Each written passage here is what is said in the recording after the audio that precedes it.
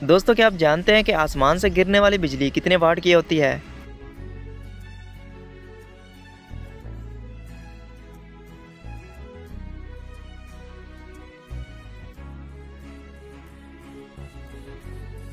दस करोड़ वाट की होती है।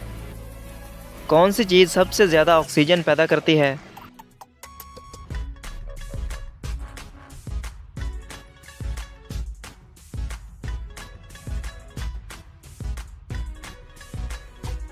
समंदर सबसे ज़्यादा ऑक्सीजन पैदा करता है।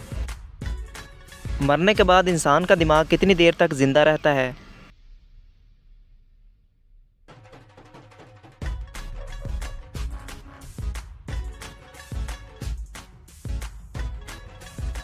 जवाब है 7 मिनट तक जिंदा रहता है।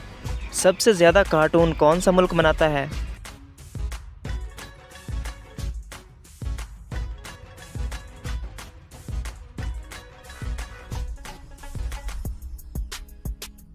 जवाब है जापान। वो कौन सा बादशाह था जो टोपियां सी कर अपना खर्चा चलाता था?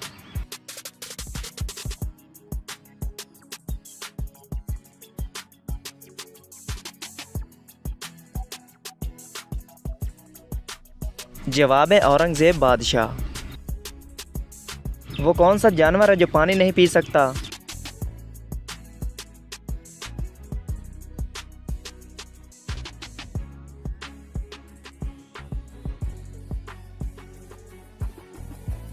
इस आखिरी सवाल का जवाब है मेंढक।